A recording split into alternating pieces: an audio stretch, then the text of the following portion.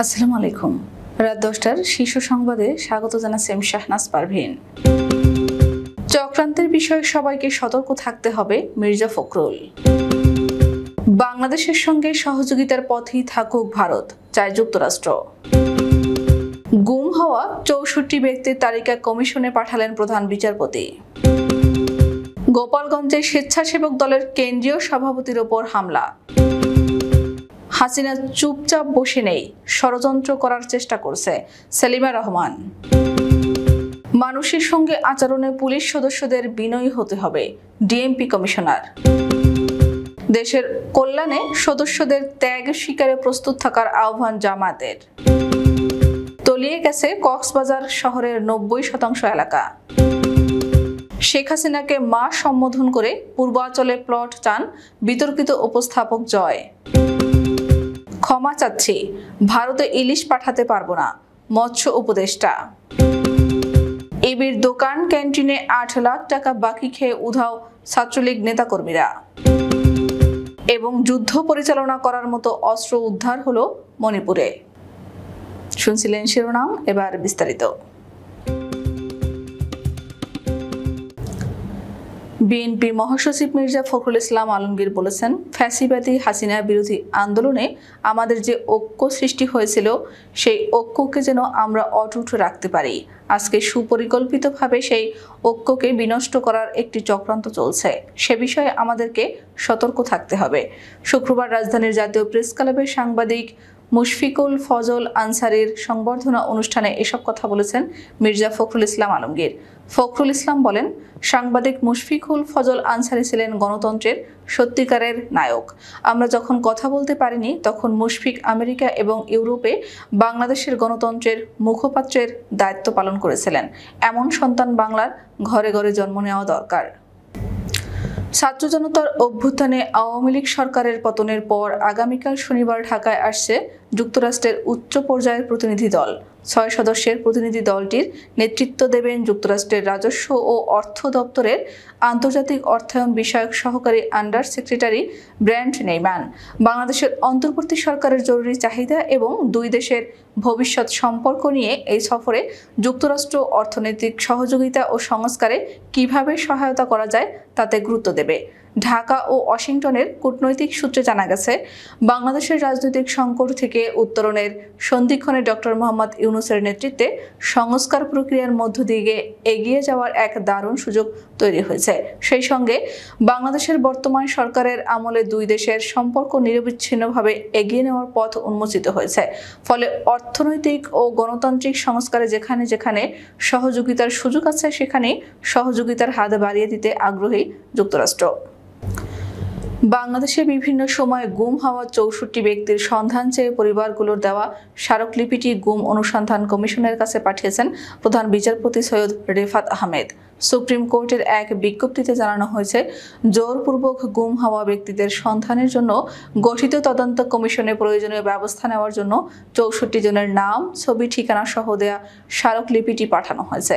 Supreme কোর্টের বিজ্ঞপ্তিতে বলা হয়েছে, এই স্মারকলিপির সাথে সংযুক্ত গুম হওয়া ব্যক্তিদের তালিকা গুম অনুসন্ধান কমিশনের তদন্তের কাজে সহায়ক হতে পারে বলে প্রধান বিচারপতি এই স্মারকলিপিটি কমিশনের কাছে পাঠিয়েছেন। গোপালগঞ্জে বিএনপি ও স্বেচ্ছাসেবক দলের কেন্দ্রীয় নেতাদের গাড়ি বহরে হামলা ও ভাঙচুরের ঘটনা ঘটেছে। এ ঘটনায় স্বেচ্ছাসেবক দলের কেন্দ্রীয় সভাপতি এস.এম. জিলানী, তার স্ত্রী ও গোপালগঞ্জ জেলা মহিলা দলের সভাপতি রওশন আরা রত্না সহ অন্তত 30 জন আহত হয়েছেন।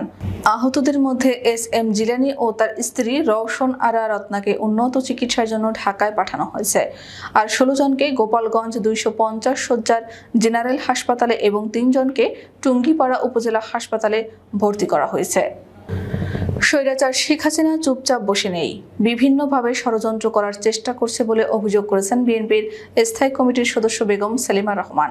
শুক্রবার জাতীয় প্রেস ক্লাবে বৈষম্য বিরোধী ছাত্র জনতার আন্দোলনে নিহত পরিবারের মাঝে জিয়া প্রজন্ম দলের পক্ষ থেকে আর্থিক সহায়তা প্রদান ও আলোচনা সভায় প্রধান অতিথির বক্তব্যে এসব কথা বলেন সেলিমা রহমান। সেলিমা রহমান বলেছেন, স্বাধীনতা পেলেও আন্দোলন আমাদের চলমান রয়েছে, কারণ এখনো স্বৈরাচারের দোসররা চুপচাপ বসে নেই। তারা বিভিন্ন জায়গায় উস্কানি দিয়ে বিশৃঙ্খলা এবং ঘেরাও করার চেষ্টা করছে।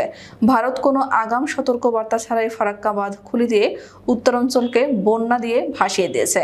প্রতিবেশী দেশ বিভিন্নভাবে তাদের ষড়যন্ত্র চক্রান্ত অব্যাহত রেখেছে। এজন্য বিভেদ নয়, সবাইকে ঐক্যবদ্ধ থাকতে হবে। পুলিশ বাহিনীর দায়িত্ব পালনকালে পোশাকে, উপস্থাপনায়, সেবায় এবং দৃঢ়তায় নিজেদের উচ্চতাকে তুলে ধরতে হবে। মানুষের সঙ্গে আচরণে বিনয়ী হতে হবে বলে মন্তব্য করেছেন Dhaka metropolitan police commissioner Mohammad Mainul Hasan PPM NDC. একই সঙ্গে তিনি বলেন, পুলিশ আইন ও বিধি দ্বারা পরিচালিত একটি সুশৃঙ্খল বাহিনী। দায়িত্ব পালনে কোনো ধরনের অপেশাদার আচরণ ও শিথিলতা প্রদর্শন করার বিন্দুমাত্র সুযোগ নেই। শুক্রবার ডিপ্লোম্যাটিক সিকিউরিটি বিভাগে কর্মরত পুলিশ সদস্যদের সঙ্গে এক মতবিনিময় সভায় প্রধান অতিথির বক্তব্যে তিনি একথা বলেন। মতবিনিময় সভায় সভাপতি হিসেবে উপস্থিত ছিলেন ডিপ্লোম্যাটিক সিকিউরিটি বিভাগের উপ পুলিশ কমিশনার মোহাম্মদ নূরে আলম। দেশ ও জাতির কল্যাণে জামায়াতের সদস্যদের যে কোনো ত্যাগ স্বীকারে প্রস্তুত থাকার জন্য আহ্বান জানিয়েছেন দলটির সেক্রেটারি জেনারেল অধ্যাপক মিয়া গোলাম পরোয়ার। শুক্রবার রাজধানীর উত্তরার আবদুল্লাহপুরে পলওয়েল কনভেনশন সেন্টারে বাংলাদেশ জামায়াতে ইসলামী ঢাকা মহানগর উত্তরের উত্তরা পূর্ব পশ্চিম অঞ্চল আয়োজিত এক সদস্য সম্মেলনে তিনি এই আহ্বান জানান। টানা 12 ঘন্টার ভারী বর্ষণের কারণে তলিয়ে গেছে পর্যটন নগরী কক্সবাজার শহরের 90% এলাকা। পানি ঢুকে নষ্ট হয়েছে অনেক ব্যবসা প্রতিষ্ঠানের মালামাল। শত শত ঘরবাড়ি পানিতে তলিয়ে যাওয়ায় চরম দুর্ভোগে পড়েছেন বহু মানুষ। শুক্রবার বিকেলে সরেজমিনে দেখা গেছে কক্সবাজার শহরের পর্যটন জোনের কলাতলী প্রধান সড়কের বাজারঘাটা, টেকপাড়া, বাস টার্মিনাল, কালুর দোকান, বৌদ্ধ মন্দির সড়ক সহ বেশিরভাগ এলাকায় জলবদ্ধতা তৈরি হয়। এতে শহরের যান চলাচলে বিঘ্ন সৃষ্টি হচ্ছে, ফলে দুর্ভোগে পড়েছেন অসংখ্য মানুষ। প্রধানমন্ত্রীর পদ থেকে পদত্যাগ করে পালিয়ে যাওয়া শেখ হাসিনাকে মা সম্বোধন করে পূর্বাচল নতুন শহর প্রকল্পে প্লট চেয়েছিলেন অভিনেতা ও বিতর্কিত উপস্থাপক শাহরিয়ার নাজিম জয়। 2014 সালে প্লট চেয়ে করা সে আবেদনপত্রটি 2019 সালে সামাজিক যোগাযোগ মাধ্যমে ভাইরাল হয়। রাজনৈতিক পট পরিবর্তনের পর এটি ফের ভাইরাল হয়েছে। পূর্বাচলে প্লট আবেদনের করে বিতর্কিত এ উপস্থাপক লেখেন, মা আপনার নিকট একজন শিল্পীর আবেদন। আমার সমসাময়িক সকল শিল্পী পূর্বাচলে 10 কাঠা 5 কাঠা প্লট পেয়েছে।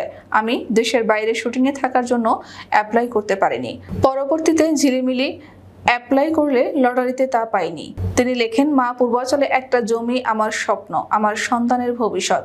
আমি আপনার কাছে আবেদন করলাম, আপনি আপনার এই সন্তানের আবদার ফেলে দিবেন না, আমি জানি, ইনশাল্লাহ। অন্তর্বর্তীকালীন সরকারের মৎস্য ও প্রাণী সম্পদ উপদেষ্টা ফরিদা আক্তার বলেছেন, আমরা ক্ষমা চাচ্ছি, কিন্তু ভারতে কোনো ইলিশ পাঠাতে পারবো না। শুক্রবার ভারতীয় একটি সংবাদ মাধ্যমকে দেওয়া সাক্ষাৎকারে মৎস্য উপদেষ্টা বলেন, আমরা দেখেছি আমাদের দেশের মানুষই ইলিশ খেতে পারেন না, কারণ সব ভারতে পাঠানো হয়। যেগুলো থাকে সেগুলো অনেক দামে খেতে হয়। আমরাও দুর্গোৎসব পালন করি, আমাদের জনগণও এটি উপভোগ করবে। কুষ্টিয়া ইসলামী বিশ্ববিদ্যালয়ের আবাসিক হলের ডাইনিং সহ বিভিন্ন দোকানে প্রায় 8 লাখ টাকা বাকি রেখে উধাও শাখা ছাত্রলীগের নেতাকর্মীরা। বাকি টাকার অর্ধেকই চা, সিগারেট খরচ এবং বাকিটা হোটেল ও ডাইনিংয়ের। 5টি ছাত্র হল ক্যাম্পাসের পাশাপাশি এবং প্রধান ফটকের অন্তত 30টি দোকানের দেওয়া বাকির হিসাব থেকে এ তথ্য উঠে এসেছে। দোকানিদের দেওয়া হিসাব থেকে জানা যায়, হল, ডাইনিং, খাবার, হোটেল ও অন্য দোকানগুলোতে ছাত্রলীগ নেতাকর্মীদের মোট বাকির পরিমাণ 7,95,052 টাকা।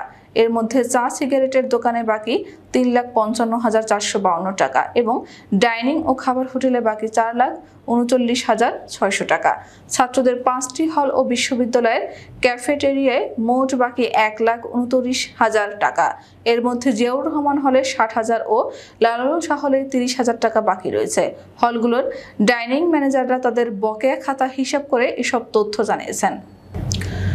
বেশ কিছুদিন ধরে উত্তপ্ত পরিস্থিতি বিরাজ করছে ভারতের মণিপুর রাজ্যে। এর মধ্যে বৃহস্পতিবার ভারতীয় সেনাবাহিনী এবং মণিপুর পুলিশ রাজ্যের চুরাচাঁদপুর ও কাংপোকপি জেলার গহীন জঙ্গল থেকে বিপুল পরিমাণ অস্ত্র গোলাবারুদ উদ্ধার করেছে। খবর NDTV. Central reserve police force এবং বর্ডার সিকিউরিটি ফোর্সের সাথে যৌথ অভিযানে এই অভিযান পরিচালনা করা হয়েছে বলে জানিয়েছে সেনাবাহিনীর স্পিয়ার কর্পস। তারা বলছে এসব অস্ত্র দিয়ে একটি যুদ্ধ পরিচালনা করা যাবে। আমাদের আগামীকাল দুপুর 2টার শীর্ষ সংবাদ দেখার আমন্ত্রণ জানিয়ে এখনকার মতো বিদায় নিচ্ছি। দর্শক, ভিডিওটি শেষ পর্যন্ত দেখার জন্য আপনাকে অসংখ্য ধন্যবাদ। নিত্য নতুন সংবাদ পেতে আমাদের ইউটিউব চ্যানেলটি সাবস্ক্রাইব করুন ও নিয়মিত নোটিফিকেশন পেতে বেল বাটনটি ক্লিক করুন এবং আমাদের ফেসবুক পেজটিতে লাইক করুন। এছাড়াও আমাদের ভিডিওতে লাইক দিয়ে শেয়ার করুন। আল্লাহ হাফেজ।